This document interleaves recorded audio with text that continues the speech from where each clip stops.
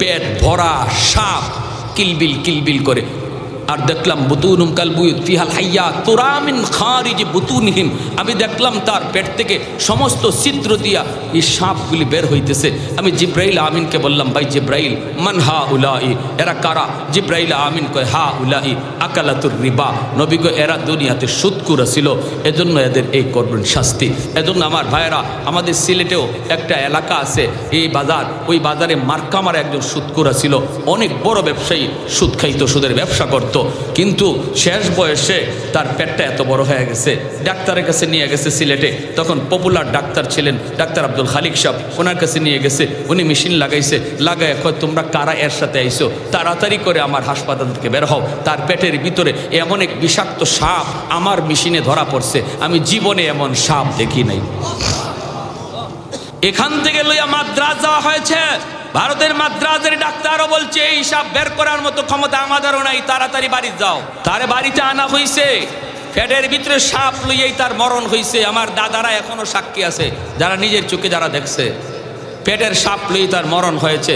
আল্লাহ নবী কয় মরণের পরে তার জাহান্নামী শাস্তি হইব, আল্লাহ দুনিয়াতে নগদ দেখাইয়া দিচ্ছে। যারা সুদ খাইতেছো, পেটের ভিতরে সাপ ঢুকাইতেছো, বিষাক্ত সাপ ঢুকাইতেছো, বিষাক্ত সাপ। পুরা ঘরের হিসাবটা তুমি একা দিবা, সুদের টাকায় যা মানাইছো, যা কামাই করেছো, সম্পূর্ণ কামাইয়ের হিসাবটা তুমি একা দিবা। বুক করবে 10 জন, হিসাব দিবে একা। ঠিক কিনা জোরে কর? পুরা ঘরের মধ্যে কি সুদ করে একা থাকে না এক রুমে থাকে? এক রুমে থাকে, আরো 5 রুমে 10 রুমে ভাই বোন মা বাবা পাড়া প্রতিবেশী আত্মীয় স্বজন আসলে থাকে। কিন্তু আল্লাহ পুরা ঘরের হিসাবটা নিব তার কাছ থেকে একা। হে থাকছে এক রুমে, হিসাব দিব 10 রুমের, পাতিলের ভাত খাইছে 2 প্লেট আর হিসাব দিব 10 প্লেটের। এতটুকু বুঝার পরেও যে মানুষ ঘরে হারাম ঢুকাবে, এর মতো আহাম্মক, এর মতো বুকা, এর মতো নির্বুধ আল্লাহর জমিনে আর কেউ নাই। ঠিক কিনা জোরে কর? খাইব 10 জন, বুক করবে 10 জন, হিসাব কেন আমি একা দিব? তাহলে আমার দরকার কি? আমার দরকার কি এত বড় হিসাব মাথায় নেওয়ার? এজন্য আমার ভাইয়েরা মনে রাখবেন, আল্লাহ নবী বলেছেন পাওনাদারের পাওনা টাকা তুমি নগদ টাইমে দিয়ে দিও, সঠিক টাইমে দিয়ে দিও, তাহলে আরেকদিন খুঁজলে পাওনা টাকা পাওয়া যাবে, আরেকদিন তার কাছ থেকে টাকা খুঁজলে পাওয়া যাবে। যদি টাইম মতো আমরা ঋণ দিয়া দিই, করজের টাকা দিয়া দিই, টাইম মতো না দেওয়ার কারণে আজকে মানুষ করজ দেয় না, থাকলেও কয় নাই, থাকলেও কয় নাই। কারণ একজনরে দিয়া ধরা খাইছে, 2 জনরে দিয়া ধরা খাইছে, এখন চুন খাইয়া জিব্বা ফুরছে, দুধ দেখলেও ডরায়। ঠিক না? ভালো মানুষ চাইছে বিপদে পড়ে, হ্যাঁ ঠিক মতো দিয়া দিত, এরপর কয় নাই, টেকা নাই, হয়নি না হয় না। ময়মনসিংহ গেছিলাম এক জায়গায়, কয় হুজুর একটা কথা কইছেন, হুজুর কাম করছেন, হুজুর আমি একটা ঘটনা কই খাইতে বসছি, এক চাচায় কয় আমি এক লোকের কাছে 5,000 টাকা পাই আজকে 5 বছর। কয় বছর? কয় যখনই আমি তার কাছে টাকা চাই তখনই কয় কি শুনবেন, কয় আমি কি তোমার টাকা লইয়া মরে গেছি? আমি কি তোমার টাকা লইয়া কবরে চলে গেছি? আমি কি মরে গেছি? আমি দিমু না কইছি? আমি দিমু, আমি কি মরে গেছি? কয় হুজুর টাকাটা চাইলেই কয় হেকে হেলে মরে গেছে। তো আমি কইলাম ভাই তুই কোন দিন মরবে এটা ক? ঠিক না? তুই কোন দিন মরবে ক? যেদিন মরবে এর আগের দিন আইমু, এর আগে আইতাম না। আসেন কোনো মতলবের মানসিকতা কর? হ্যাঁ, এই দিন তারিখ ধার্য করার কেউ আছেন? কয় হুজুর আমি ফাইলিছি বাজারও একদিন বন্ধু বান্ধব লইয়া চা খায়, অসুবিধা হইতেছে আপনাদের? ভাই অসুবিধা হইতেছে? দোকানে চা খাইতেছে, তো আমি গেলাম, যাইয়া আমি বললাম ভাই টাকাটা দেস না ভাই, আমি বড় বিপদে আছি, তুই যখন বিপদে ছিলি তখন আমি তোরে দিলাম, এখন আমি বড় বিপদে আছি, দে না ভাই টাকাটা, দে না, দে না। ও মা, এই কথা কেন কইলাম? দোকানে, তাও তার বন্ধু বান্ধবের সামনে, হে যে এক পিক আপ দিল, উল্টা পিক আপ দিয়ে মিয়া যেখানে মন চায় এখানে তুমি টাকা চাও, আমার কি ইজ্জত নেই? তোমার মতো আমি বেইজ্জত নিই? কেন, কেমন ইজ্জতওয়ালা বুঝছেন? তোমার মতো আমি বেইজ্জত নিই, আমার ইজ্জত নাই? আমার দোকানে মানুষের সামনে তুমি টাকা চাইতেছো? আমি কইলাম ভাই তোরা, আমি তোর কোথায় গিয়ে তোর কাছে টাকা চাই এটা কস না, তুই বাড়িতে গেলে তুই কস ঘুমাই রইছ, জিগাইলে কস তুই কি মরে গেছো, তো এখন আমি কর্মটা কি তুই ক না, কোথায় গেলে তোর কাছে আমি টাকা পাইব? আমি আরেকবার বলতে পারি এই কথা কইতেই তার বন্ধু বান্ধব যারা ছিল চা খাওয়াত এরা কয় হ্যাঁ ঠিকই তো, তুমি যেখানে মন চায় এখানে টাকা চাইতেছো, এটা একটা আমরা বন্ধু বান্ধব একসাথে বসে চা খাইতেছি, এটা কি তোমার টাকা চাওয়ার জায়গা হইলো? হয়তো ভাই আমি তো পাই না, কি কম আমি ভবিষ্যৎ কথা কই না, চরম অন্যায় করেছো, চরম অন্যায়, ওই সব এক দলে চরম অন্যায় করেছো। তো কয় হুজুর আমি কইলাম ভাই তো অন্যায় তো হয়ে গেছে, এখন এই অন্যায়ের মাসুল কেমনে? এটা কয় মাসুল জরিমানা দিতে হবে, জরিমানা। কত জরিমানা কেমনে কি? কয় আমাদের প্রত্যেকের 4 বিল দেও 250 টাকা। 5000 টাকা আমার পাওনা টাকা চাইতে গিয়া 250 টাকা জরিমানা। এই হলো, এই যদি হয় আমাদের সমাজের চিত্র, তাহলে মানুষ আর কর্জা দিবে? হ্যাঁ, আল্লাহর নবী বলেছেন ওমর সে পাওনাদার, যদিও সে টাইমের আগে টাকা চাইতেছে অন্যায়, কিন্তু তোমার আমার রাগ করা যাবে না, পাওনাদারের সাথে রাগ করা যায় না। 2 কথা বললেও সেটা ধৈর্য ধরতে হয়, ধৈর্য ধরতে হয়, কারণ সে তোমার বিপদে উপকার করেছে, ঠিক না? সে তোমার বিপদে উপকার করেছে। উমর চুপচাপ দাঁড়ায় রইলেন, কিছুই বলেন না, কথা বলতে পারেন না উমর। এরপরে মায়ার নবী ডাক দেখো উমর এখনই তুমি যাও, যাওয়ার আগে আমি নবীর কানে কানে একটা কথা তুমি শুনে যাও রে উমর। এই বইলা মায়ার নবী কানটা কাছে আইনা কানে কানে বলতেছেন উমর রে যাও, এখনই তারে 40 মণ খেজুর তুমি দিয়ে দিবা, কিন্তু দেবার সময় আরো 10 খেজুর বেশি দিও। হযরত উমর ডাক দেয়া বলেন নবী গো 10 বেশি কেন দিব আল্লাহর নবী? নবী বলে ওমর রে বেশি দিবা কারণ হলো তুমি তার দিকে লাল চোখে যে তাকাইছো, তুমি যে গুসা করেছো, রাগ করেছো, এর জরিমানা হলো 10। উমর চুপ হয়ে গেলেন, কথা নাই। লোকটারে নিয়ে তিনি বাড়ির দিকে রওনা দিলেন। আও তোমার খেজুর তুমি নিয়ে যাও। বাইতুল মালের সামনে আইসা উমর বাইতুল মালের ভিতরে তিনি ঢুকলেন, ঢুকে তিনি দিতেছেন খেজুর। 100 200 নয়, 40 মণ খেজুর তারে দিবেন। দেবার সময় তিনি 10 খেজুর তারে বেশি দিলেন। সাথে সাথে লোকটায় কয় ওমর রে 10 খেজুর আবার বেশি কেন দিলা? আমি তো বুঝি নাই কেন 10 বেশি দিতেছ। ওমর কয় তুমি আর কথা বাড়ায়ও না, কথা বাড়ায় কোনো লাভ নাই।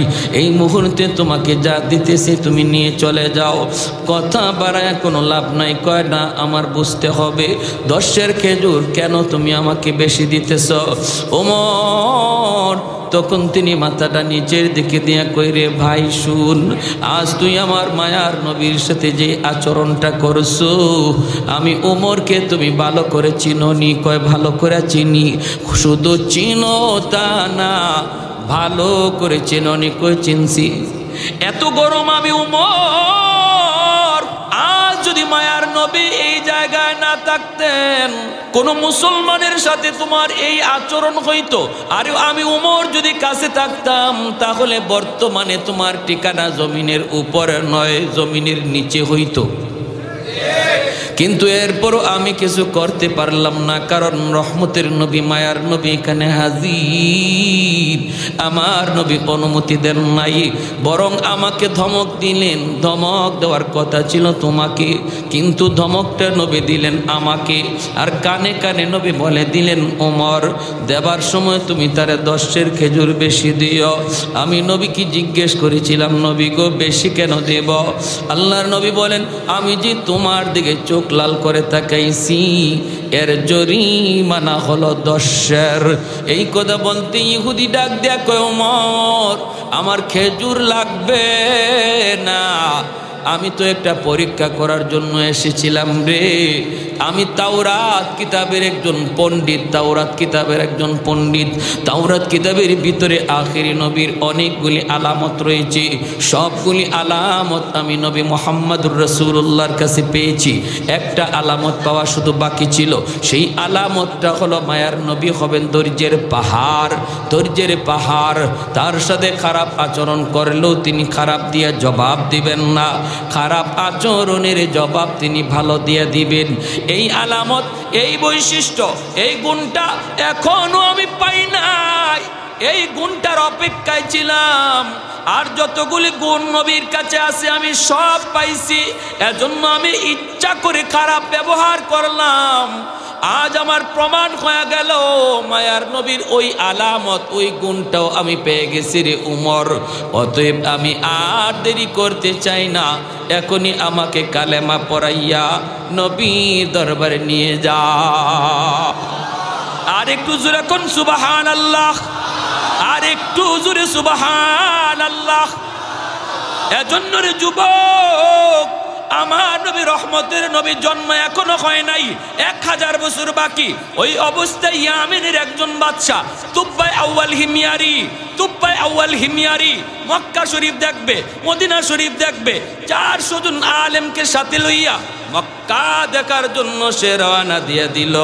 মক্কার কাছাকাছি আইসাই সে দেখতেছি মক্কার একজন মানুষও তার সম্মানে ফিরে আসে না, মক্কা থেকে বের হয় না। ওই অবস্থায় আলেমদেরকে সে বাদশা জিজ্ঞেস করে, মক্কার মানুষ একজনও আমার সম্মানে মক্কা থেকে বের হলো না, ঘটনা কি? আমি এত বড় একজন দামি বাদশা, সম্মানে তারা বের হলো না কেন? উলামায়ে কেরাম কয়, এই মানুষগুলির কাছে আছে একটা ঘর বাইতুল্লাহ, যার নাম খানায় কাবা।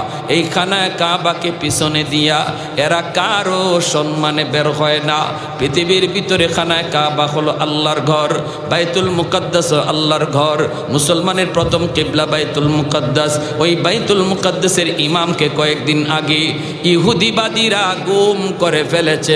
নাউজুবিল্লাহ।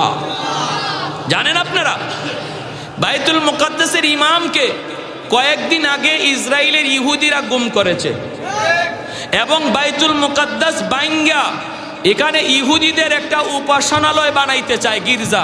নাউজুবিল্লাহ জোরে বলুন। বাইতুল মুকাদ্দাস বাইঙ্গা গির্জা বানাইতে চায়। যেভাবে ভারতে বাবরি মসজিদ বাইঙ্গা মন্দির বানাইছে, এমনি ভাবে বাইতুল মুকাদ্দাস বাইঙ্গা ইহুদিরা গির্জা বানাইতে চায়।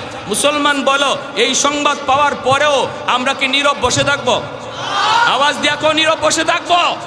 প্রতিবাদ করার দরকার আসেনি না নাই? প্যারে হাজিরিন, ইমানি দায়িত্ব। আওয়াজ দিয়ে বলেন ঠিক কিনা? পশ্চিমাদের চোখ পড়েছে কাবাগরের প্রান্তরে, ব্রিটিশ দালাল দল বেঁধেছে ধ্বংস করতে চায় কারে? পশ্চিমাদের চোখ পড়েছে কাবাগরের প্রান্তরে, ব্রিটিশ দালাল দল বেঁধেছে ধ্বংস করতে চায় কারে?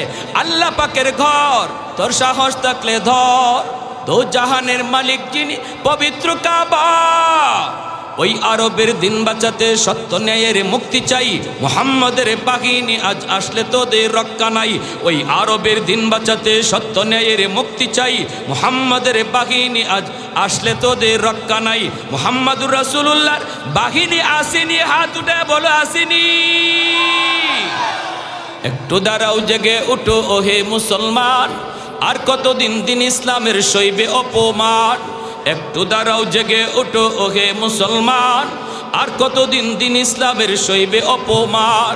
রক্ত দিয়ে পবিত্র ওই মক্কা মদিনা, সেই জমিনে সিনেমা হল চলতে পারে না। রক্ত দিয়ে পবিত্র ওই মক্কা মদিনা, সেই জমিনে সিনেমা হল চলতে পারে না। নূর মক্কার ইসলাম, তার থাকলো কি আর দাম?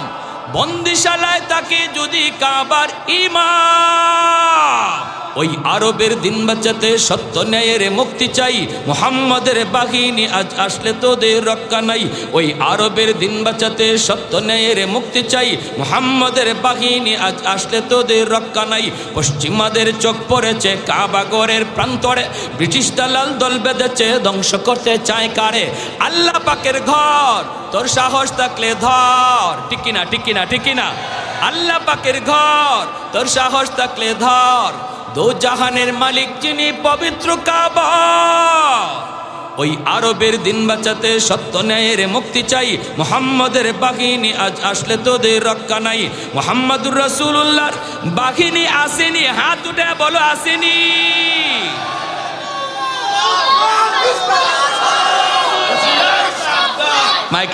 মাইকে একটা স্লোগান দেন, মর্দে মুজাহিদের মতো।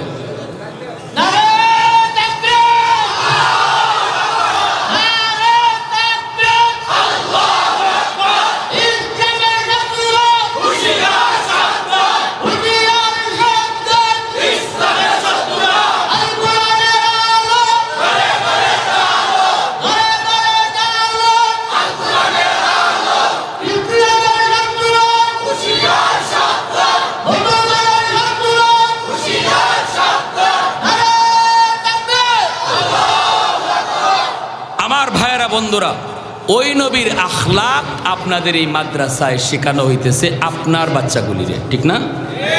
এই আখলাকটাই শেখানো হইতেছে, এই আখলাক, এই আদর্শই শেখানো হইতেছে, যে আদর্শের দ্বারা একটা জাহিলি সমাজ আলোকিত সমাজ হয়েছে, ঠিক কিনা? আরো জোরে ঠিক কিনা? একজন বাবা হাসরের ময়দানে আল্লাহ পাক নূরের মুকুট লয়ে দাঁড়ায় থাকবে আর বলবে আমি খুঁজতেছি। নবীর বাবা যায় দাঁড়াবে, এরপর আল্লাহ বলবে আমি তোমাকে চাই না, তোমাকে চাই না, তোমাকে খুঁজি না। অলির বাপ মা যায় হাজির হবে, আল্লাহ বলবেন তোমাকেও না। হাসরবাসী দেখবে আল্লাহ কারে যেন খুঁজতেছে, কাকে আল্লাহ খুঁজতেছে কেউ বুঝে না, কেউ বুঝে না। হঠাৎ করে একজন হাফিজ সাহেবের আব্বা, হাফিজ সাহেবের আম্মা যায় আল্লাহর সামনে হাজির হয়ে কয় মালিক আমি তো ওই হাফেজে কোরআনের বাবা, আমি তো ওই হাফেজে কোরআনের মা, আমি তো ওই মুফতি সাহেবের মা, আমি তো ওই মুফতি সাহেবের আব্বা। রব্বুল আলামিন বলবে আজ হাসরের ময়দানে আমি আল্লাহ তোমাকে খুঁজতেছি। জোরে কোন সুবহানাল্লাহ। দুনিয়ার জমিনে তোমার সন্তানের মাথায় পাগড়ি পরায় তার উস্তাদ, এলাকার মানুষ তার মাথায় পাগড়ি পরায় দেয়, কিন্তু আমি আল্লাহর নজর ছিল ওই দিন তোমরা বাপ মার মাথায়, তোমাদের দিকে নজর। দুনিয়ার মানুষ চলতেছিল একদিকে স্রোতের তালে তালে স্কুল কলেজ ভার্সিটির দিকে, তুমি স্রোতের উল্টা দিকে চলতেছিলা। আমি আল্লাহকে খুশি করার জন্য ওই দিন কিন্তু আমি তোমাদের চেহারার দিকে নজর করছি। আমি ছিলাম আমার আব্বার একমাত্র সন্তান, যারে আব্বা মাদ্রাসায় দিয়েছেন। আমরা 3 ভাই 1 বোন, বাকি 3টা ভাই বোন জেনারেল শিক্ষায় শিক্ষিত। আমার চাচারা অনেক বড় বড় ইঞ্জিনিয়ার, অনেক বড় বড় প্রফেসর। আমার ছোট ভাইটা ইমিডিয়েট ছোট ভাইটা আইন মন্ত্রণালয়ের উপসচিব, রানিং উপসচিব, সবাই জেনারেল শিক্ষায় শিক্ষিত। আমার আব্বা যখন আমাকে মাদ্রাসায় দেন, আমার চাচারা আমার আব্বারে বাধা দিয়েছে, না না পোলাটারে মাদ্রাসায় দিও না, অনেক ব্রেইন অনেক মেধা, প্রাইমারি স্কুলে বৃত্তি পেয়েছে। এরপর আমার আব্বা বলছে না না আমি মাদ্রাসায় দিব। কয় মাদ্রাসায় দিলে পরে মাদ্রাসায় গিয়া করব কি, জীবন চালাবো কেমন করে, বউ ফালবে কেমন করে, বাচ্চা কাচ্চারা খাওয়াবে কেমন করে। আব্বা বলেছিলেন উলামায়ে কেরামের জবানে শুনেছি মানুষ সৃষ্টির আগেই আল্লাহ রিজিকের ব্যবস্থা করে। সুবহানাল্লাহ। অতএব আমার সন্তান কেমন করে জীবন চালাবে, কেমন করে সংসার চালাবে আমার টেনশন নাই। চাচারা আমারে জিজ্ঞেস করলেন বাবা মাদ্রাসায় পড়বা না স্কুলে পড়বা?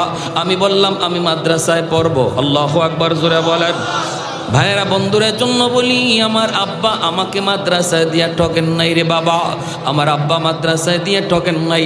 যদিও আমার ভাই এত বড় সচিব, এরপরও আমার ভাইরে কিন্তু এত মানুষে চিনে না, এত মানুষে তার জন্য দোয়া করে না যতটা আমাকে চিনে আমার জন্য দোয়া করে। আমার ভাই যদিও একজন আলহামদুলিল্লাহ সৎ একজন অফিসার, পিছনের জীবনে তার কোনো লালকালি নেই, কিন্তু এরপরও ইজ্জত সম্মান আল্লাহ পাক তার চেয়েও দুনিয়াতেই আমাকে আল্লাহ অনেক বেশি দিছে, ঠিক কিনা জুড়ে খান। আপনি কেন মন খারাপ করেন? আপনি কেন মন খারাপ করেন? আপনি কেন করেন না? হাসরের ময়দানে আল্লাহ আপনারে ডাক দিব, ও মুফতি সাহেবের আব্বা, ও হাফেজ সাহেবের আব্বা, ও ইমাম সাহেবের আম্মা। দুনিয়ার জগৎ মানুষ আপনাকে যেই নামে ডাক দিয়েছে, হাসরের মাঠে আল্লাহ আপনাকে ওই নামেই ডাক দিবে। যখন সুবহানাল্লাহ। আল্লাহ কইব আসো আমি তোমার জন্য আজকে পাগড়ি আমি নিজে পরাবো। হাসরের মাঠে একজন আলেমের বাপ মার মাথায় পাগড়ি পরায়া দিবে আল্লাহ নিজের হাতে। সন্তানের মাথায় পাগড়ি পরাইছে তার উস্তাদ। এলাকার মানুষ কিন্তু বাপ মার মাথায় পাগড়ি পরাইবেন আল্লাহ নিজের হাতে। সুবহানাল্লাহ। আর একটু যেরকম সুবহানাল্লাহ।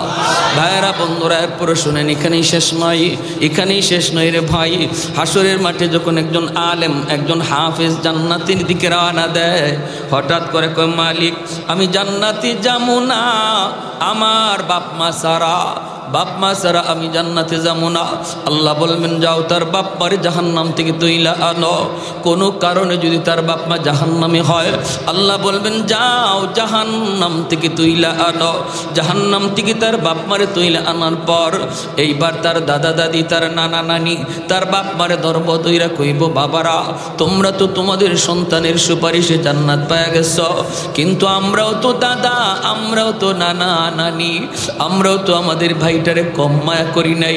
বেড়াইতে আসছে নানা বাড়িতে, আমি নানা কাদের মধ্যে লইয়া কত জায়গায় করলাম, কত কিছু খাওয়াইলাম। নানিও এই কথা কইব, যাই একটু কইও আমাদের নাতিটারে একটু সুপারিশ যেন করে। তার বাপ মা জাহান্নাম থেকে উঠে আসার পর বাপ মারে নিয়ে যখন জান্নাতের দিকে রওনা দেয়, কিছু দূর যাবার পর বাপ মা থেমে যায়। তখন সন্তানে কয় আব্বা থামছো কেন, জান্নাতে চলো। বাবা মায়ে কয় তুমি যদি তোমার বাপ মা ছাড়া জান্নাতে না যাও, আমরাও আমাদের বাপ মা ছাড়া জান্নাতে যাইমু না। তখন আল্লাহ কইব যাও তার দাদা দাদিরও তুইলা আনো। আমার কোরআনের পাখির সুপারিশের খাতিরে তার দাদা দাদি নানা নানিরে তুইলা আনো। দাদা দাদি নানা নানিরে তুইলা আনার সময় এলাকার মানুষেরা তাদেরকে ধরব, ধইরা কইব ভাইরে তোমরা তো মুক্তি পাওয়া গেছো তোমাদের নাতির সুপারিশে, কিন্তু আমরা তো ওই এলাকার মানুষ, যেই এলাকার মানুষগুলি ওই মাদ্রাসারে মায়া করছি, তোমার নাতিটারে খাওয়াইবার ব্যবস্থা করছি, লেখাপড়ার ব্যবস্থা করে দিছি, বসার পরিবেশ তৈরি করে দিছি, আমরা তার মায়া করছি। আমরা যদি তার সহযোগিতা না করতাম তাহলে তো সে হাফেজ হইতে পারতো না। তোমরা যাই একটু কইও আমরা বড় বিপদে আছি জাহান্নামে। এই কথা বলার পর সে বলবে মালিক যেই মানুষগুলির সহযোগিতায় আমি আলেম হয়েছি, ওই মানুষগুলি ছাড়া আমি জান্নাতে যাইমু না। আল্লাহর নবী রহমতের নবী বলেন জাহান্নাম থেকে ওই মানুষগুলির তুইলা না হয়, দুইটা সারিতে দাঁড় করানো হয়। এর ভিতরে একজন একজন করে পরিচয় দেয়। একজনে কয় হুজুর আপনি আমারে চিনচিননি, কে তুমি? কয় আনাল্লাযী সাকাইতুকা মা, আমি আপনাকে এক গ্লাস পানি পান করাইছিলাম। আরেকজনে কইব আনাল্লাযী ওয়াহাবতু লাকা ওযুআ, আমি আপনাকে এক বদনা অজুর পানি দিছিলাম। মায়ার নবী বলেন এইভাবে এক একজন এক এক কথা কইতে থাকব। তখন ওই কোরআনের পাখি আল্লাহর কাছে সুপারিশ করে কইব মালিক যেই মানুষগুলির সহযোগিতার কারণে আমি তোমার কোরআনকে সিনায় নিয়েছি, ওই মানুষগুলি ছাড়া আমি জান্নাতে যাইমু না। তখন আল্লাহ পাক রব্বুল আলামিন ফেরেশতাদেরকে কয় যারা আমার কোরআনের পাখিরে চিনতেছে আর সে যাদেরকে চিনতেছে এদের সবাইকে বরযাত্রীর মতো জান্নাতে দিয়ে দাও। এজন্য একজন কোরআনের পাখি সে আলেম যত বড় হবে, আলেম হওয়ার পিছনে যত মানুষের সহযোগিতা থাকবে, ওই মানুষগুলির বরযাত্রীর মতো সে জান্নাতে ঢুকবে। হাফেজ সাহেব 10 জন মানুষের সুপারিশ করে নিবে, কিন্তু একজন আলেম কতজন নিবে মায়ার নবী হাদিসের সংখ্যা বলেন নাই। কোনো আলেমের সাথে 1000, কোনো আলেমের সাথে 10,000, কোনো আলেমের সাথে 10 লক্ষ মানুষও জান্নাতে ঢুকবে বরযাত্রীর মতো। বরযাত্রীরে কেউ কোনোদিন আটকায়? আপনাদের মত্তব এলাকায় বরযাত্রী কেউ আটকায় কোনোদিন? কারণ বিয়ের দিন পাওয়ার তাকে বরের চেয়েও বরযাত্রীর বেশি, ঠিক না? খালি যদি কয় আমি বরযাত্রী সব সোজা, আর কোনো আওয়াজ নাই। কারণ বিয়ার দিন বর যে সে রুমাল মুখে দিয়ে বসা থাকে, কথা কয় না, খাইলেও আছে না খাইলেও আছে। কিন্তু বরযাত্রী যদি একটু লবণ কম হয়, মরিচ যদি একটু বেশি হয়, তাহলে তুফান উঠে, ঠিক না? ঠিক না? আমার এক দোস্ত গেছিল আমার বিয়াত, কয় দোস্ত তোমার বিয়াত গেলাম, আমারে খাইতে দিছে, আমি বসছি, গোস্ত লইয়া আসছে, আমারে দেয় চামচ দিয়া গোস্ত। চামচ দিয়া যখন গোস্ত দেয় দিলাম একটা ধমক, এই বেটা তুই আমারে চামচ দিয়ে গোস্ত দেও, আমারে চিনো? আমারে চিনো? আমি কে? কয় আপনি কেডা? কয় আমি ওই যে বসা, ইনি তোমার কি হয়? কয় ইনি আমার দুলাবাই। কয় আমি তোমার দুলাবাইয়ের বেস্ট ফ্রেন্ড। কি ফ্রেন্ড? Best friend. একসাথে চলি, একসাথে খাই। কয় এখন কি করতে হইব? কয় চামচ সরাও, বাটি ঢাইলে দাও। বুঝছেন? তুমি গোস্ত দাও চামচ দিয়া, আমারে চামচ হরাও মিয়া গোস্ত ডাইল্লা দাও। আমি বললাম দোস্ত এরপরে কী হয়েছে? এরপরে আমার গোস্ত ডাইল্লা দিছে। আমি কই খাইছ? খাইছি, জনমের খাওয়া খাইছি, এখনও মনে আছে তোমার বিয়ার খানা। আমি বললাম তুমি খাইছো একদিন। আমার এখন দোস্ত তুমি তো খাইলা না, দেখলাম খালি রুমাল দিয়ে মুখে বই রইলা, এদিন যে একটা কষ্ট তুমি করলা। আমি কই দোস্ত আমি কষ্ট করছি একদিন, এরপরে আমার বাড়ি আমার কপালো বাসর ঘরে যে একটা থাল রাখছে, হ্যাঁ, এবং একটা আস্তা মুরগি, হ্যাঁ, এগুলা কিন্তু তোমাদের কপালে জুটে নাই, ঠিক না? তোমরা খানা খাইয়াইছো একদিন, আর আমার এই বাড়িতে আজকের থেকে শুরু হয়েছে খানা আর শেষ নাই। মুরগি বড় যেটা আছে এটাও আমার পেটও যাবে, যেটা চিউ চিউ করে এটাও আমার পেটেই যাবে, ঠিক না? ঠিক না? ঠিক তেমনি উলামায়ে কেরাম এই জগতের জন্য বর, মাদ্রাসার যে তালেবে এলিমগুলি এরা এই জগতের জন্য বর, আর এদের উসিলায় আল্লাহ সমস্ত মানব দানব পশু পাখি এরারে বরযাত্রী বানাইয়া আল্লাহ দুনিয়াতে ফাটাইছে। আল্লাহ দুনিয়াতে ফাটাইছে একদিনই এদের খানা। আর যারা ইমানদার উলামায়ে কেরামের সাথে জান্নাতে ঢুকবে এদের খানা শুরু হবে আর শেষ হবে না, ঠিক না? বেঈমানদের খানা দুনিয়া নামক এই একদিনের বিয়ার আসরে, আর আলেম উলামার খানা, ইমানদারের খানা, যারা উলামায়ে কেরামের সাথে জান্নাতে ঢুকবে কোনো দিন শেষ হবে না। অতএব উলামায়ে কেরামকে মহব্বত করা দরকার আসেনি না নাই? মাদ্রাসাকে ভালোবাসা দরকার আসেনি না নাই? আপনাদের এলাকার জন্য এই মাদ্রাসা হলো রহমত, ঠিক না? ছোট ছোট বাচ্চাগুলি যারা এই মাদ্রাসায় পড়বে আসবে, এদেরকে আপনারা নিজেদের সন্তানের মতো মায়া করবেন, স্নেহ করবেন, কারণ এই ছোট ছোট বাচ্চাগুলি এদের উসিলায় আল্লাহ জগৎ টিকায় রাখছে। আসমান জমিন যার যার জায়গায় দাঁড়ায় আছে মাদ্রাসার খাতিরে। যেরকম সুবহানাল্লাহ, মাদ্রাসার উসিলায় আল্লাহ জগৎ টিকায় রাখছে। মাদ্রাসা যতদিন থাকবে এতদিন জগৎ থাকবে, মাদ্রাসা যেদিন থাকবে না এদিন আল্লাহ জগৎ রাখবে না। তাহলে মাদ্রাসাকে ভালোবাসা দরকার আসেনি না নাই? নিজের সন্তান দিয়া, নিজের সন্তান দিয়া, নিজের নাতি নসারে দিয়া যারা পড়তেছে তাদেরকে মহব্বত কইরা কারা কারা রাজি আছে একটু হাত উঠে আল্লাহকে দেখাই। আল্লাহ তুমি প্রতিটা হাতকে কবুল করো, জোরে কোন আমিন, আর একটু জোরে কোন আমিন। আমার ভাইয়েরা বন্ধুরা, এজন্য বলতেছিলাম দেখেন আজকে যে এই মাদ্রাসা, হ্যাঁ, সামাজিক ফুরকানিয়া, সামাজিক ফুরকানিয়া মাদ্রাসা, হ্যাঁ, ডাকিরগাঁও, এই মাদ্রাসার যারা দায়িত্বশীল, যারা দায়িত্বশীল তারা কিন্তু নিজের পকেট থেকে নিজে নিজে মাদ্রাসা চালাবে এমন না, মাদ্রাসাটা এলাকার দায়িত্বশীল যারা কমিটি যারা তাদের না, ঠিক না? জোরে বলেন ঠিক না? সবার কিনা? সবার কিনা? সবার।